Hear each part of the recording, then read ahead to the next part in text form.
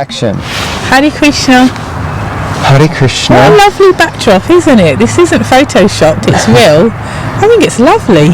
Anyway, it's going to be sunset in I think 15 minutes, 20 minutes. So the sun will be setting behind us. Yeah. But as we were hearing this morning in Radha Swami class in Chowpatty, that he was quoting from Bhagavatam where, for a devotee, the rising and setting of the sun, it has no effect because they're absorbed in hearing the pastimes of the Supreme Personality of Godhead. So that's what we're going to do. Okay. So we're Canto 4, Chapter 8, Text 80.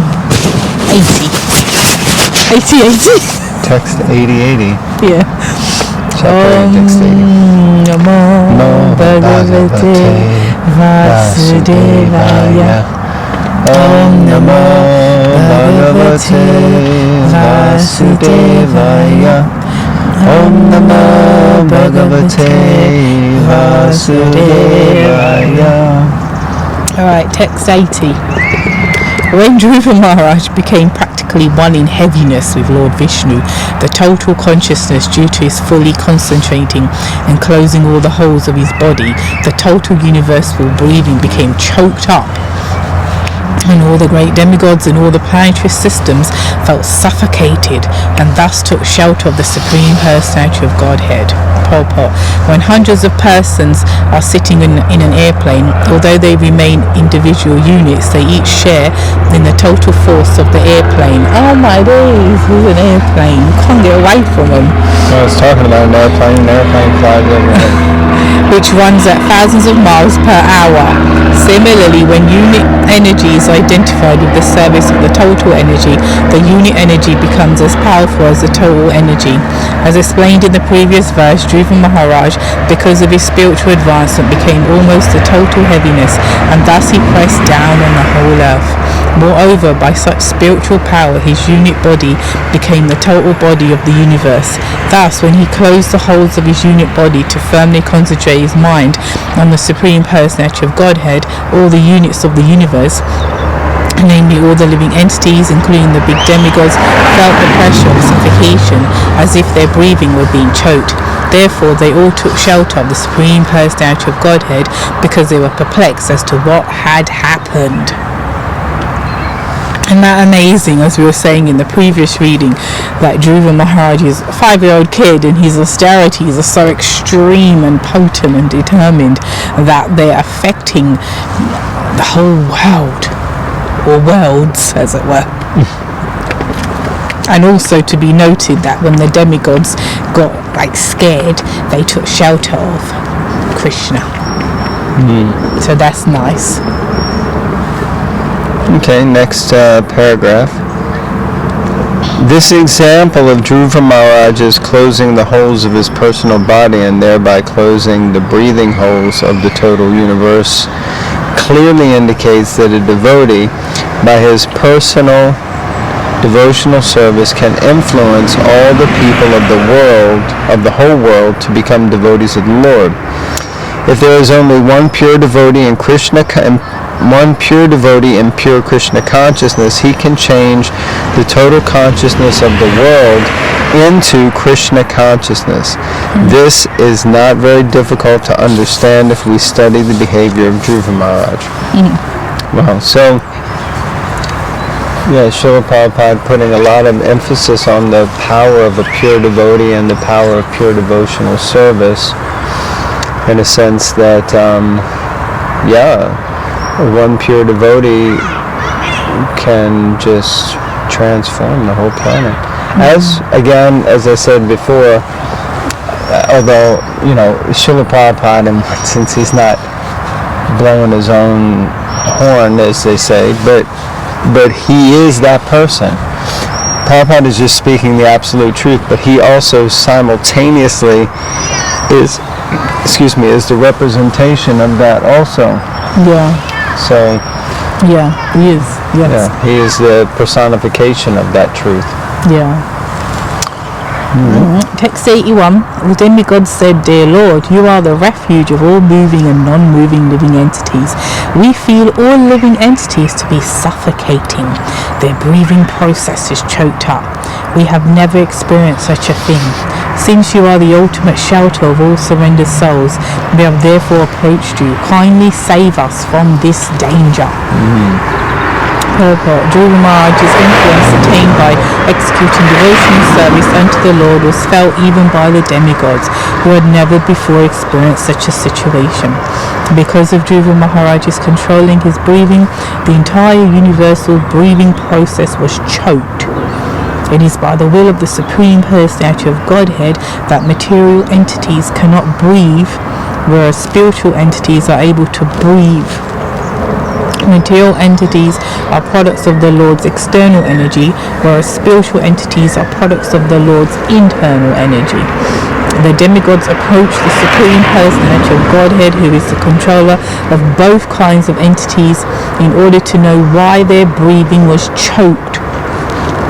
The Supreme Personality of Godhead is the ultimate goal for the solution to all problems within this material world. In the spiritual world there are no problems, but the material world is always problematic. Since the Supreme Personality of Godhead is the master of both the material and spiritual worlds, it is better to approach him in all problematic situations.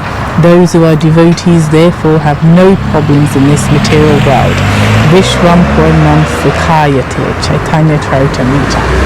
Devotees are free from all problems because they are fully surrendered unto the Supreme Personality of Godhead. For a devotee, everything in the world is very pleasing because he knows how to use everything in the transcendental loving service of the Lord. Wow, there you go. Those who are devotees have no problems in this material world. Please, put a message down below. Maybe you may realize at that point, well, I must not be a devotee because I've got so many problems.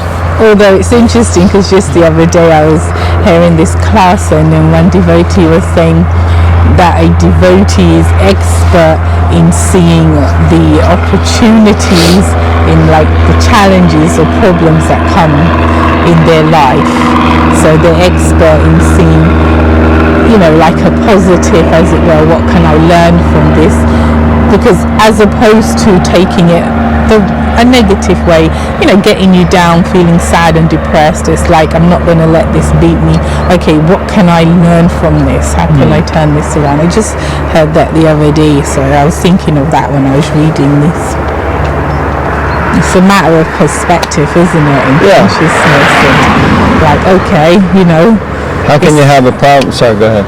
No, it's like at the moment it's now cold, so it's like someone could say, oh, it's so cold, it's so horrible, and get upset. Or, okay, let me put on my jacket and a scarf and woolly socks or a hat and that, and still continue to exist, And someone else may be stopped by the weather or stopped by external situations. Because it's going to be that way anyway. I think that's how I see it. It's like, the material world means problems apart from the obvious birth, old age, disease and death. So how can I be put on my positive hat? Done? And I guess putting on the positive hat, of course, can be, we can just try to be materially positive about things, which is also better than being materially negative. But what I was going to say a minute ago is, I guess, ultimately, if you see Krishna's hand in everything that's happening in your life, which is what a devotee should be doing. A devotee should, should be seeing Krishna moving him or her around and being involved in every aspect of life, then how can there be some problem? And even if you have a problem, if you truly accept that Krishna is God, your Father, the Supreme Person, who can basically take care of everything for you, then what problem do you have? Krishna is the controller of everything, so He'll take care of whatever it is. So there's actually not really much need to worry.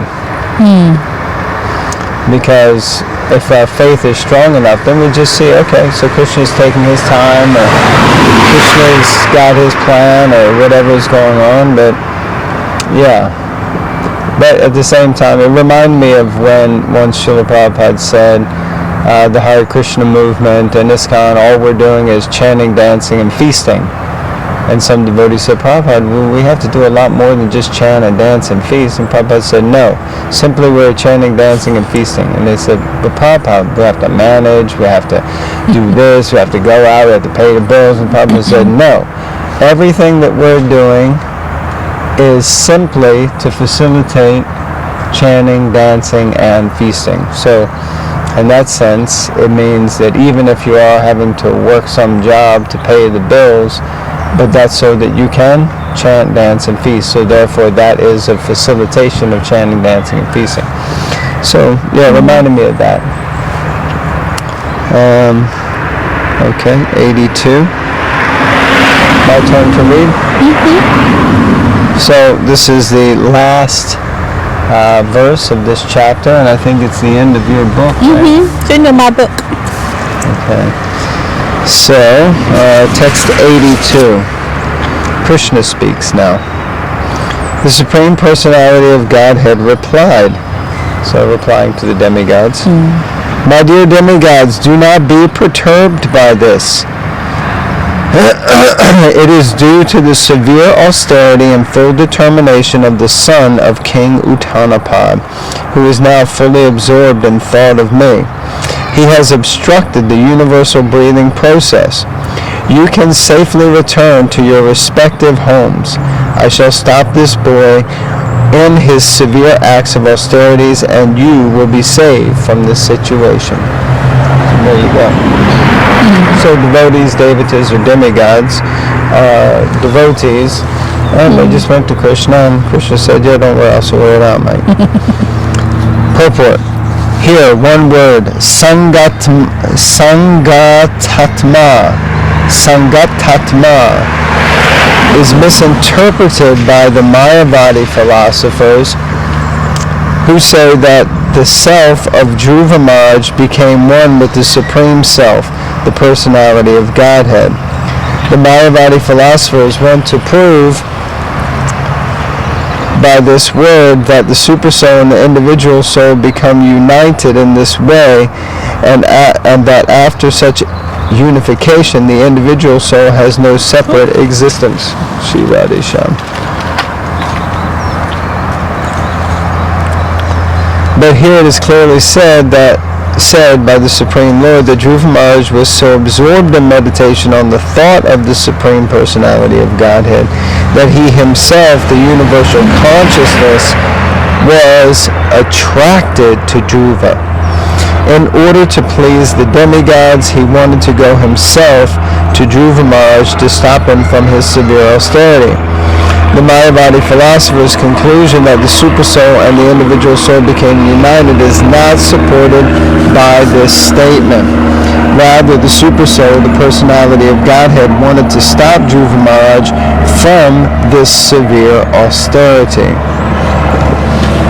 Okay, interesting. So Prabhupada takes the opportunity to really drive home the Mayavadi perspective, which we clearly don't agree with. We were with some devotees last night, and it's interesting because sometimes we can fall into the trap of thinking how, yeah, we're cool with everybody, and whatever everyone's philosophy is, it all leads to one, the same place. And but our acharyas, especially Prabhupada, and even more so Bhaktisiddhanta, were adamantly against especially this Mayavad philosophy. And if you read Srila Prabhupada's books, which unfortunately I'm afraid many people are not reading enough, and then it's, you see page after page Prabhupada takes every opportunity possible to defeat this Mayavad philosophy. That was one thing. The other is that, of course, Dhruva Maharaj was performing this austerity because he wanted to get a planet greater than Lord Brahma's. The Lord, who is the super soul in the heart of all living entities, he knows the desire of his devotee. He knows the desire of everyone. So of course he wanted to go there. I mean, it doesn't say this exactly, but as the super soul, then he knows what Dhruva Maharaj wants, and he knows that only he can really fulfill that desire, either in exactly the way that Dhruva Maharaj wants it, or at least in some other way. But I suppose, because we kind of know what happens, that the Lord knows also that because he is so devoted to him, if he goes there and gives him his personal darshan, then he may also be successful in helping Dhruva Maharaj to become more of a devotee and less materialistic. Okay, final paragraph. By pleasing the Supreme Personality of Godhead, one pleases everyone. Just as by watering the root of a tree, one satisfies every branch, twig, and leaf of the tree. If one can attract the Supreme Personality of Godhead, one naturally attracts the whole universe, because Krishna is the supreme cause of the universe. All the demigods were afraid of being totally vanquished by suffocation. But the Personality of Godhead assured them that Dhruva Maharaj was a great devotee of the Lord and was not about to annihilate everyone in the universe. A devotee is never envious of other living entities. Nice point to end on. So yeah, Prabhupada is just stressing that if you please Krishna, you please everyone. If one can attract the attention of Krishna, one attracts the whole universe, because Krishna is the supreme cause of the universe. It reminds me of this statement: if you want to be famous, become a Vaishnav. Where did I read that? In Nectar of Devotion or Chaitanya Charitamrita, like that people aspire for these different things, or maybe it was even Prabhupada saying it, but I don't think it was. And it was like, you can have these things in Krishna consciousness. Okay, I want to be known, I want to be seen. Become a Vaishnava, and don't just become like charlatan Vaishnava, but become an actual pure devotee. Become a formidable devotee, and you will achieve fame. Although by that point you won't care about it. You get certain qualities. But it's just reminding me of that statement, because everyone's noticing Dhruva. Ordinarily, okay, he's Queen Utanapad's son, but he's just a 5-year-old kid. But they're not noticing him for that. They're noticing because of his connection to Krishna, his devotion, his meditation on Krishna. This is why the whole universe and the demigods are like freaking out over it, because of the connection, as Prabhupada is pointing out there. Yeah, Prabhupada's last sentence, a devotee is never envious of other living entities, is quite another boat, like, devotee doesn't experience any problems, and a devotee isn't envious, and we have to see that Srila Prabhupada's perpetually following in the mood of Lord Chaitanya. Remember, Lord Chaitanya came as, a devotee, in order to teach us how to exhibit devotion to the Lord and how to be a devotee. So often Prabhupada will say, this is how a devotee acts. A devotee isn't envious of anyone. A devotee doesn't experience problems in the material world. Now, of course, Srila Prabhupada doesn't just mean any old devotee. He means a pure devotee, a Shuddha Bhakta. So, when we read these things, we can think, oh God, do I act like that? Am I envious of someone else, and am I making decisions or sending messages, text messages, or uploading Facebook things, whatever, just because I've got some issue with someone else, because I have envy in my heart? What does envy mean? Envy means that someone else has something that I want and I wish I could have and I can't, so let me do everything I can to make it a miserable situation for them, usually is what it amounts to. So like that. Yeah. Thus end the Bhaktivedanta purports of the 4th canto, 8th chapter of the Srimad Bhagavatam, entitled Dhruva Maharaj Leaves Home for the Forest. So we'll pick up again in the next reading. Thank you very much. This is what, part 1 of the 4th canto of your book? Part 1 of the 4th canto. Yeah. And the 4th canto is called The Creation of the Fourth Order. Sounds like something out of Star Wars, doesn't it? Yeah. And I mean, I've seen that so many times. I'm not sure if I rightly understand why it's called The Creation of the Fourth Order. Maybe it's something we should figure out if we're reading the Bhagavatam. True. Okay, so we'll be starting with chapter 9. Dhruva Maharaj returns home. Da-na-na-na. So we're going to a cliffhanger. Thank you very much. Srila Prabhupada ki jai. Grantaraj Srimad Bhagavatam ki jai.